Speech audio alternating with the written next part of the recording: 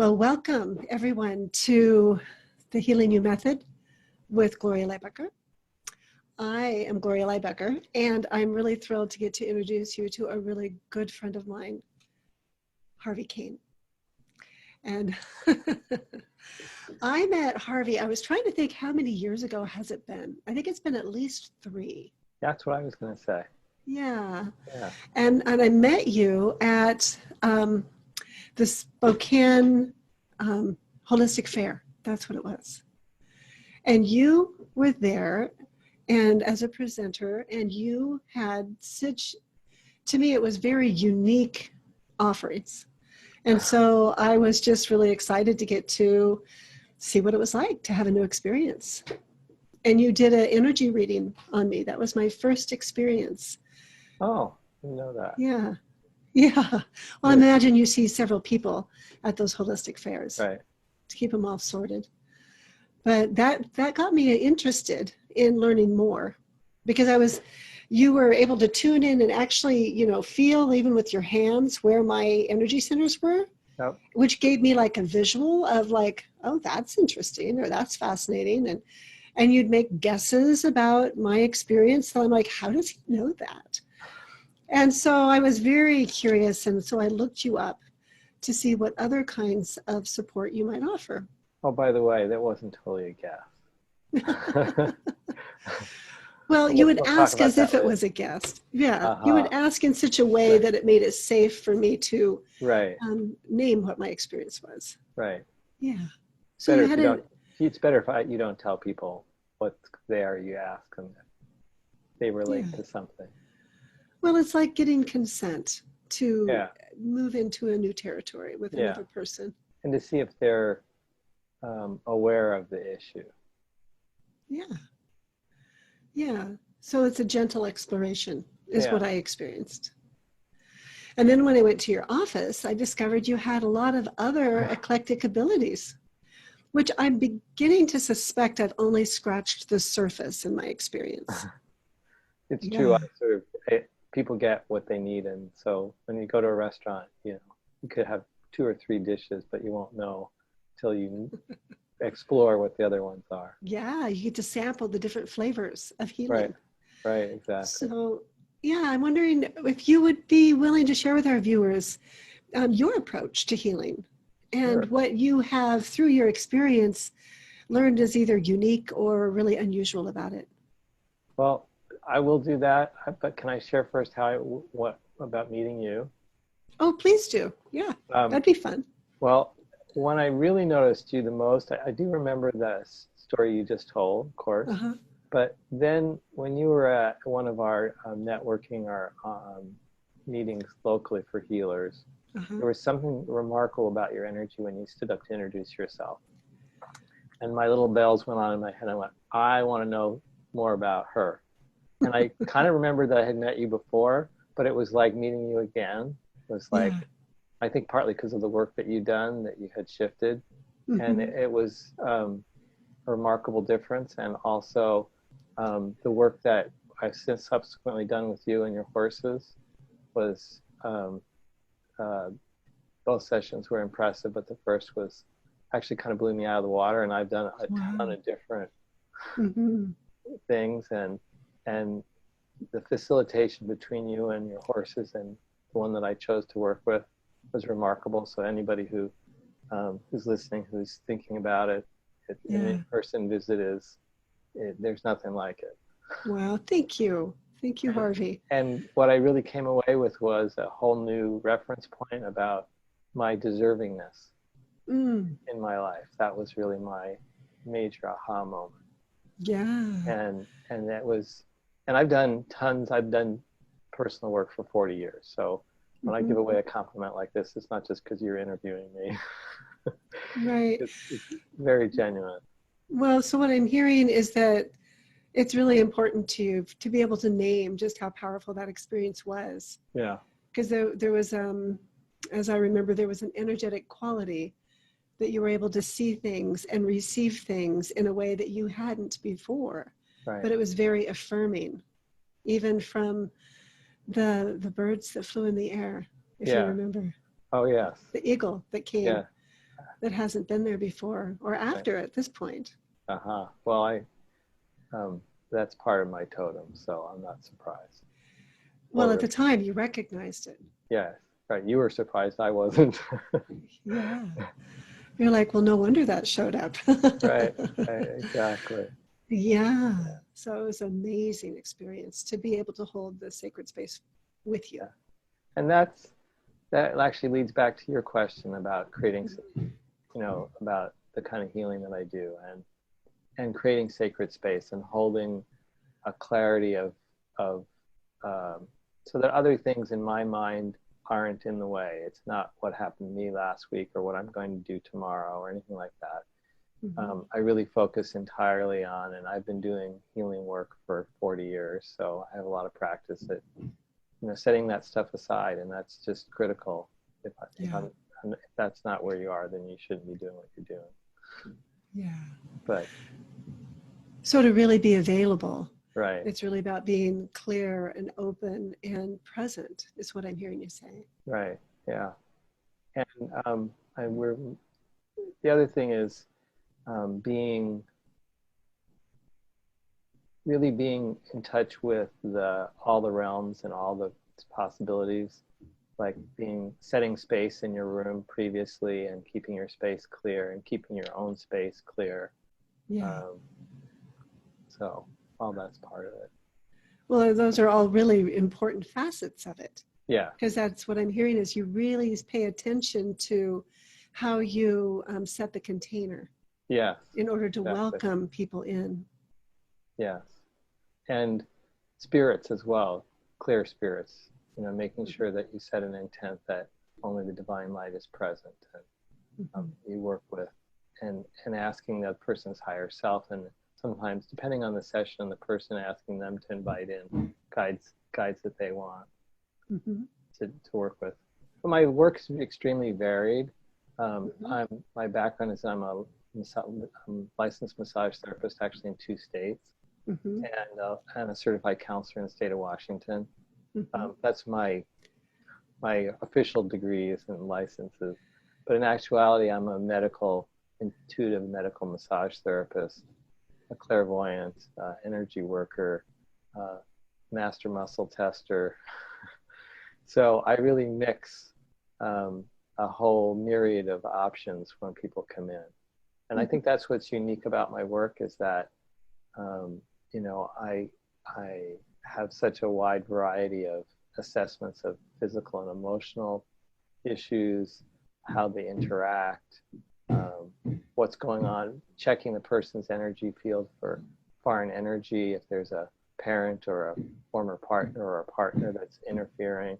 It's one of the first things I do actually when someone comes in is I want to make sure that there's nobody else energetically in the space, and I'll help clear that if it is, because otherwise it's like trying to clean up a space where there's stuff coming in, blowing in the window. Yeah. So having a real solid container to support their journey of healing. Yeah. And so I approach things like people usually come in with a challenge or something they want to do in their lives, that they're a goal that they have that they've been stymied in or having trouble reaching. And so I take a complete history on a lot of levels. Intellectually, I look at their field. Sometimes I check chakras and chakra rings, and I ask for guidance from their higher selves and my higher self and their guides and angels to tell me what it is I need to focus on, because sometimes it's something different than what they think. And so that's and then with all that in mind, then I can start to look at what kinds of tools and gifts that I can bring that would be most effective. And I don't know if your viewers are familiar with muscle testing, but it's the thing where you put your arm up and you press down, and depending on the question you ask, once you're calibrated with the person, you can get just tremendous information that way. And I use it not only to get information, but to confirm information I've already received through other channels. So it's a double check, triple check to see if we're going to go, like, what do I do? What's most important? What technique might work the best for this person? you know. And So, but the way you ask those questions is different than that. go ahead. You ask, if I'm correct, Right. when you want to know the answers, then you ask yes or no questions. True? Yes, that's true. Yeah. But I So typically already ask those questions in my mind, and then I can ask, like, I'll give the person a choice, like, which one of these is the best? mm-hmm. You know, this one, this one, this one. So they're yes or no questions off of a list, kind of. Yeah, internal. Yeah. The different options that you're tuning into Right. based on your intuition and what you're receiving. Right. And then you exactly. get the affirmation from the person's body. Correct. Yeah, very powerful. I've witnessed you do that. I've experienced it myself, and it's pretty profound. Thank you. Yeah, you've actually taught classes like that too. Yes, So I you're, have. I taught a lot in my 40 years of experience. mm-hmm. And I've had internships where people worked with me, and we did classes, you know, half day or all day classes once or twice a month. Yeah. So yeah, I'm into sharing the knowledge and the skills for sure.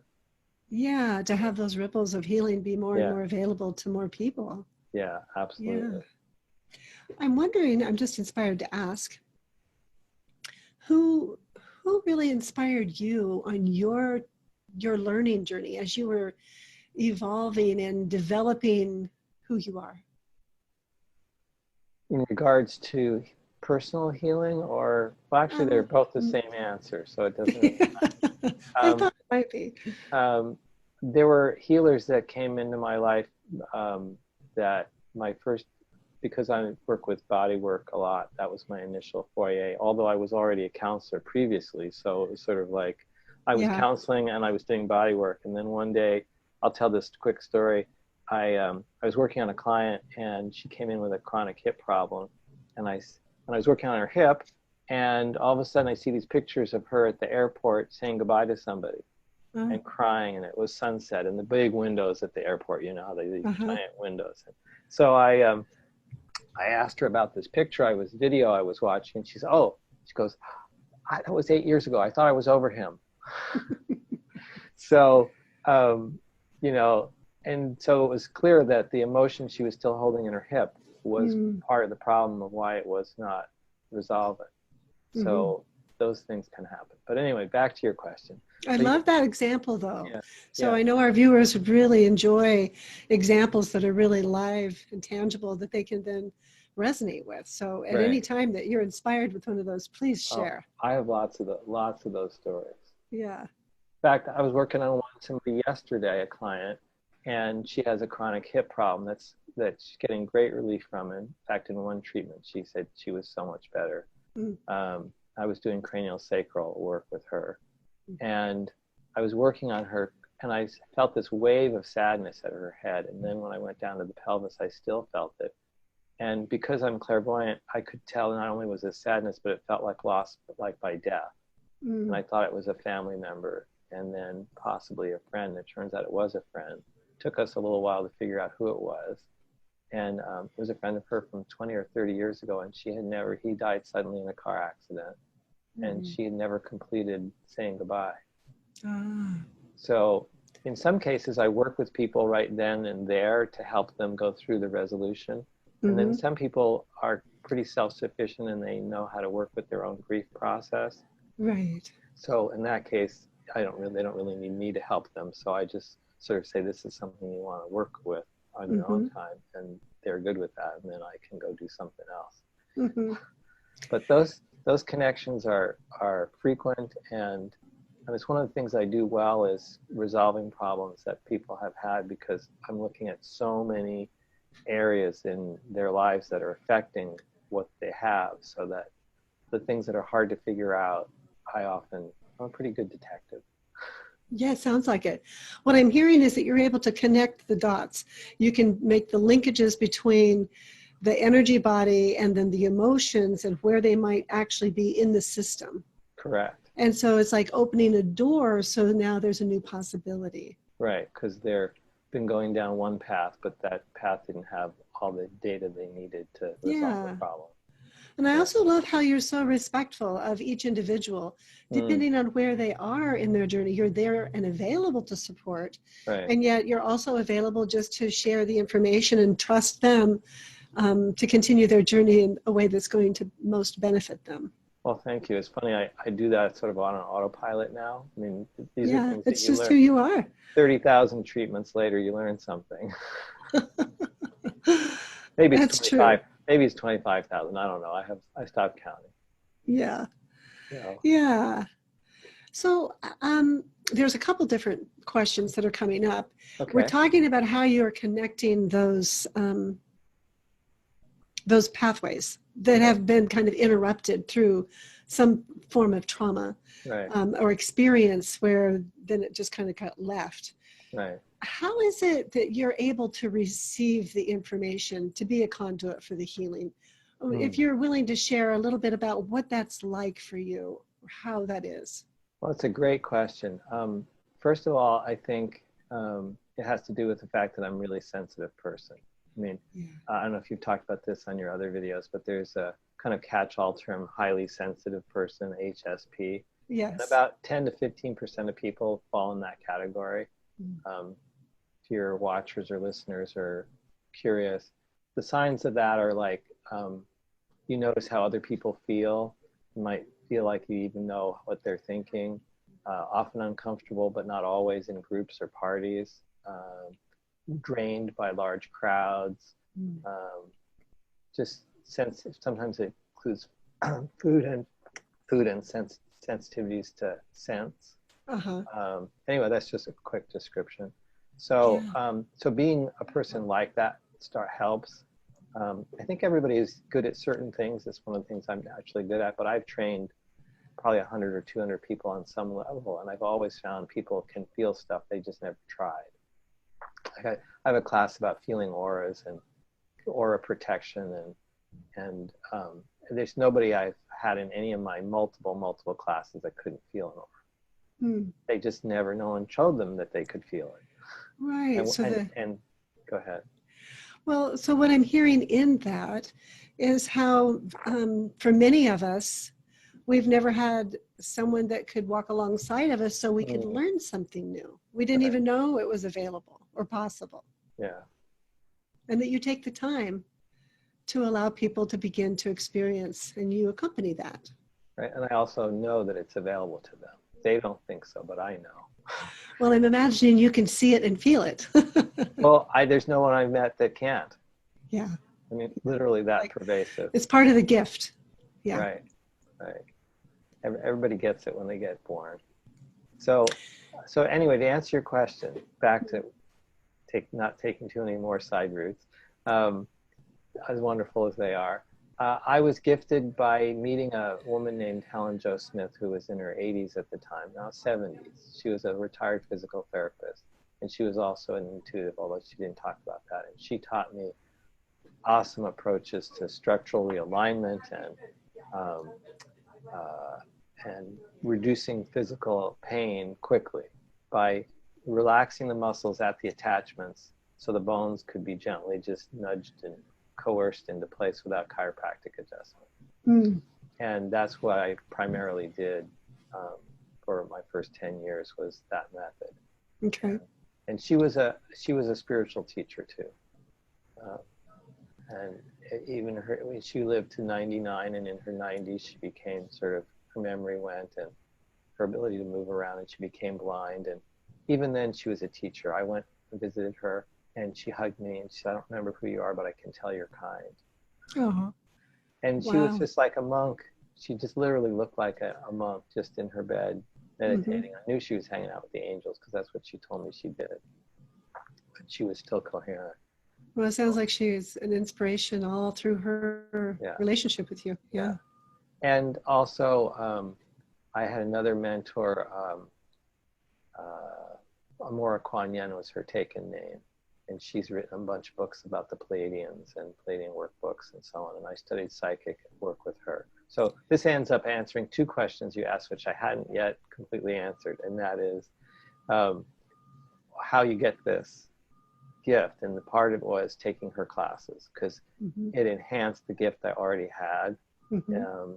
And it also taught me, well, in the class, we went through each of our chakras. We went through a myriad of, it was a 2 or 3 year class. With a full day or more every week, and some weekend classes. And I learned when you do the classes, you practice on the other students, and they practice on you. So all the blocks and issues that technique works gets done on you, or you do on yourself. And so that really enhanced the abilities that I had, and I understood better how to use them. So, and she was an inspiration as well. In many ways. So I'm hearing in that how important it is that there's a practice, and that it's repetitive and it's consistent, and how even then I'm imagining community, it exponentially magnifies it. Yeah. And as you have the experience, it actually informs you as a healer how to hold that space for your clients. Yeah, for sure. And the clearing, it's like, think about like a tunnel or a wire or a straw that you're getting energy information through, multiple ones. So doing this clairvoyant work, you actually clear your own straws.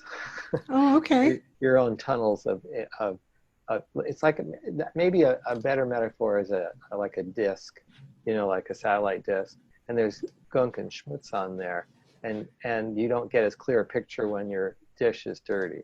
And so, what you receive in becomes far more easier to see and recognize and get when you've cleared your own issues and your own blockages. And by doing the work yourself is really the way that you get as good as you can be.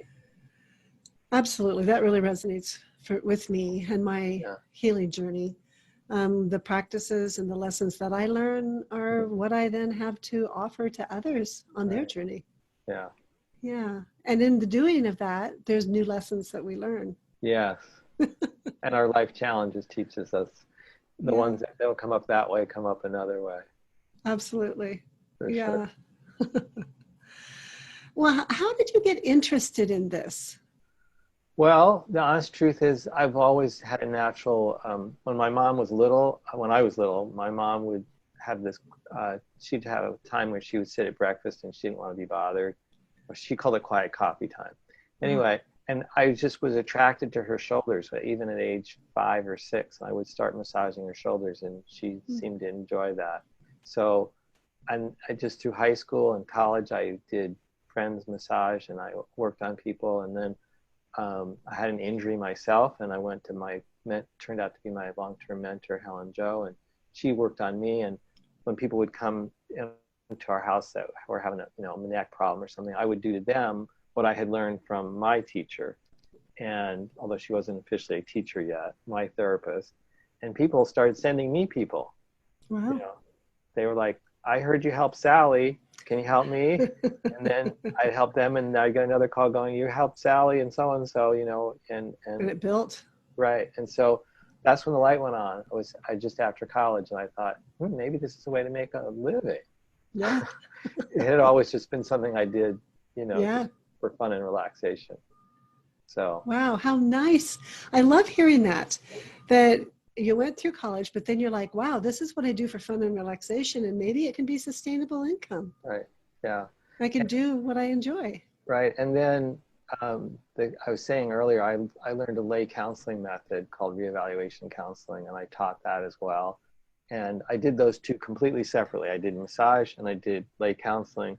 And what happened was the psychic stuff was the bridge.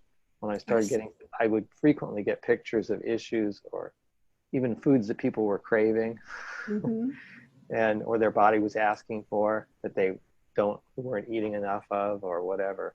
And I would start to share that. And that's when, I had previously seen that if people talked about what it was that was upsetting them, that was related to the injury, they would get better and I wouldn't see them again. So I knew that the emotional work was the trick to helping people heal chronic problems that weren't getting better most of the time. Yeah. So acknowledging that emotional link, that energy that is emotion and how it then shows up in the body. Right. And how it also has information, has a message for them when Yeah. they're able to hear it. Yeah. And that you could hear the message. Yeah. Yeah. Wow, that's quite a gift. And sometimes the inflammation in the tissue is, I call it inflammations. Because it really is emotions Emotions. inflaming the tissue. Yeah. So it's like it's been kind of stuck like a neural Right. net. Right. It's stuck there and it's really needing to be untangled. Exactly. Very gently. Yeah. Right. In order to be released and to be restored to how it was intended to be. I think I have to hire you for ad copy. Oh. That was a great Ah. description. Oh, well, I'm just imagining how I work with clients with emotions and with Right. trauma. And those are some of the descriptors that, as I've learned the relational neuroscience, it helps to make sense when we can kind of envision it. And you do envision it. Yeah. Yes. It's interesting that the thing you were talking about matches up as well with the fascia, because it creates these places where it binds up and it's supposed to be liquid and fluid, and instead it gets stuck. Yeah. So it's like the neural net. Yeah, well, that fascia, isn't that where it's like a master conductor where the information can just rapidly be shared in the system? But when there's a block, it's like now it can't get through. Exactly. Wow. So it might be helpful, let me, if I can, just tell people some of the other things that I do so that yes, please get a sense of that. So we talked about the ways in which I get information. Then the question is, what do you do with that? And also, I don't think I've mentioned I think I know you know this, is that I work a lot with trauma, and I use a process that I've developed, which is similar but not exactly like EMDR, which is eye movement reprocessing and desensitization reprocessing. It's a tapping method, and you can tap, on yourself in the same place, wherever that spot is, and you focus on the emotion and how it feels. But one of the key things in what I'm noticing in healing work is that it's a combination of not recognizing what the emotions, what the body is doing, what the mind is doing, and integrating them simultaneously. Anyway, that's one. And so I work a lot with people with trauma issues. I work a lot with people that are highly sensitives. And I also tend to attract people more and more, which I'm really happy about, is I attract people who really want the broad spectrum of what I offer, rather than people who come in for just counseling or just body work. Because people, in our own minds, we think I'm going to somebody for A, or I'm going to them for B. But really, it's this holistic approach, and the more people are open to the myriad of what's available, the better they get, the quicker they get. Yeah. Because you're not doing this. Yes. You're doing this. Yeah. So much more open is what I'm hearing. Yeah. And actually holding the wholeness of the person so that it includes mind, body, spirit, mind, body, emotion, just the wholeness of who they are, so that those connections are able to be made. Right. In fact, my website, I call it Whole Person Healing. Nice. I love that. So in terms of physical problems, I mean, people who have musculoskeletal pain, and I can work remotely with that as well. I've had surprising success with doing, and I mock up a picture of what their body is and their energy field is, and I work on their energy field present in my space, even though they're a long way away. And I've had just shockingly good results. Wow, very affirming, it sounds like. Yeah, as well as phone readings, of course, where you're recognizing and helping people with emotional blockages in their fields and chakra clearings and so on and so forth. But so musculoskeletal issues is one thing that I do a lot of, pain. I have the most fun with people who are highly sensitive, who have issues that are all tied together, but they don't know that they're all tied together. Yeah. And again, the people who are really looking for or trauma, people who are working with trauma issues, it can be, and physical trauma often results in emotional trauma because they're tied, and vice versa. So you could get really depressed and blocked up about an injury you had. So but in terms of the techniques, in addition to the musculoskeletal stuff that I do, which is very gentle, it's not like chiropractic at all. It's very slow and gentle coercion or asking the body to go in a direction and see if it'll go. A lot of times I work with the body, put my hands on it, it's like a dance partner, and it leads me, and I just follow it around, and then when it gets to a spot where it's having problems, I see if I can take it a little bit in a different direction that it was going in order to resolve that, to unwind that kind of. Yeah, again, I want to just slow down to acknowledge the grace and the precision and the gentleness that I'm hearing. Yeah. That there's an accompaniment of and asking consent, really honoring the body and the body's experience so that it actually has that felt sense that it's safe to release, perhaps. Yes. Yeah. Beautiful. Yeah. Thank you. So I use energy medicine as well. Like I feel blockages in the chakras. Sometimes I help them release with just my energies and asking the guides and angels to work on it. Mm-hmm. You can't see. I hold my hands up higher. Oh, okay, there you go. and because I can feel where which chakra is most, or see it etherically or over the phone. And so I'll locate where it's weak. Another technique I haven't done a lot of, but has powerful results, is I find the spot in the body that's working the best, the energy field, and I ask that part to teach the other part what it's doing. Oh, I love that. And I've had some just amazing results with that idea of like, again, speaking to the wholeness of the body. Like, don't just fix what's wrong, but go to what's right and go, okay, let's spread this around some more. Yes, very. I like that. So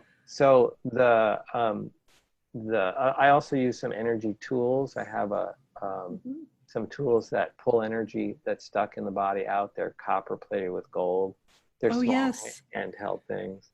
Yes, you've used those with me, as a matter of fact. It was quite profound. Yes. What did you think? Well, it made a huge difference. I could feel the difference. Yeah.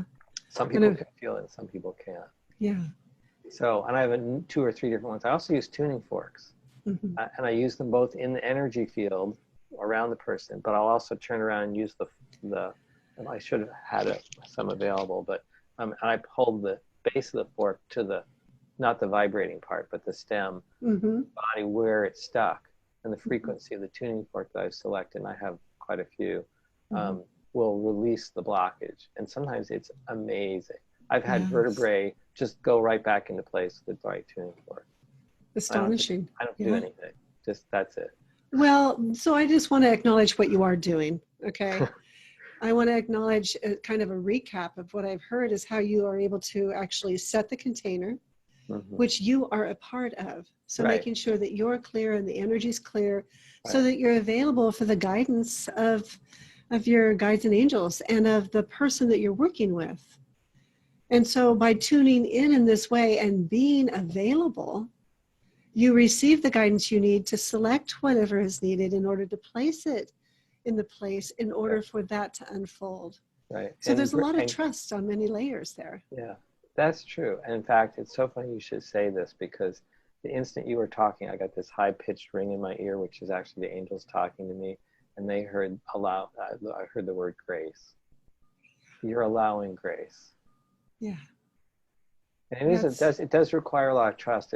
It's whenever you go into a session, it's like trusting the information you're going to get is going to work or not. And you're just going to do the best you can. Well, so what I hear in that as well, which is something that's very unique in most of the world, is you're not attached to the outcome. Even while somebody says they want, you're not attached to that. You're actually open to what is, and you work with what is. I try. You do your best. You're right. Yeah. When people are in a lot of pain, it's hard. It is. Oh, so I can just hear the compassion in your heart. Yeah. Yeah. So the other thing is that I also recognize, I've worked in the medical field. I've owned a medical clinic.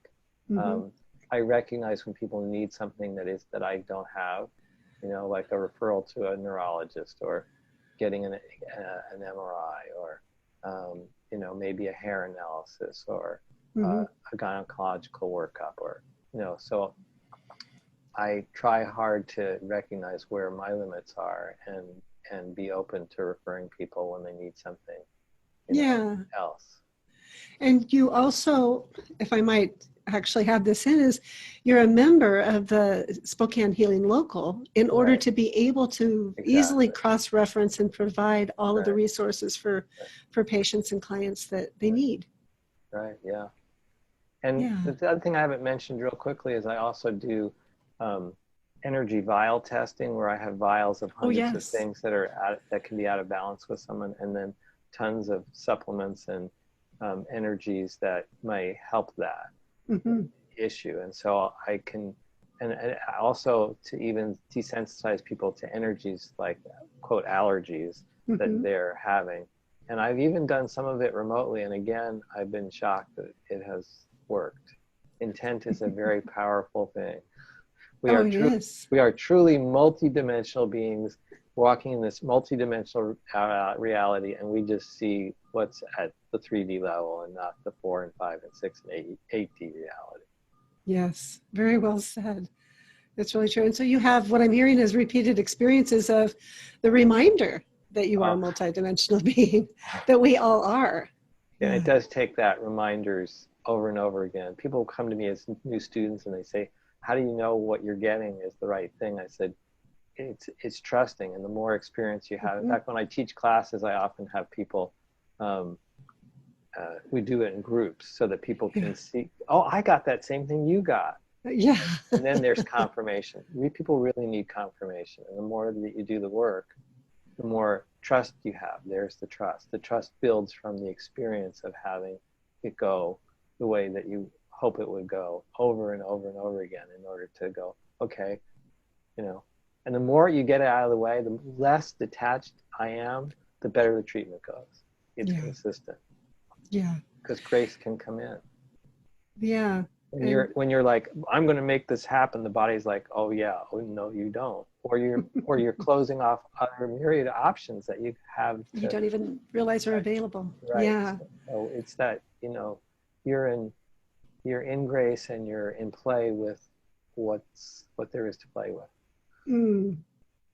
So that sounds like the heart and soul of what you do. That is really grace embodied love energy that you tap into in order to awaken that within others. And then it's a shared reality. Yeah. Thank you. Yeah. So this has just been not enough time, but I've learned so much that I didn't know already. And if for our viewers to be able to reach out to you to learn more, or to even have a consultation with you, how do they reach you, Harvey? Well, blah blah blah. Phone. I'm happy to give out my phone number. Okay. My landline is 509-270-1234. I'm in Spokane, Washington, which is the Pacific time zone. So please keep that in mind when you call. And you can leave a message, and I check the messages daily. They can text me at 509-230-6965. And they can check out my website. I have two. Well, the easiest one to remember is SpokaneHealing.com. Okay. My other one, which I like the name of better, is BeingHappyAndHealthy.com. I think that's pretty easy to remember. Being happy and healthy. It's very attractive. Yes. Oh, thank you. Well, Harvey, it's been a delight getting to spend time with you. And maybe we can do this again sometime. I think it was great fun. Okay. And it's just nice to be able to have more opportunities to maybe explore more possibilities together. Oh, that sounds exciting. It does. Like going on a trip. Well, we are on a journey together, right? Yes, a trip to places we've never been before. Yeah, I love that. Thanks again, Harvey. I'll see you soon. All right, bye-bye now. Bye.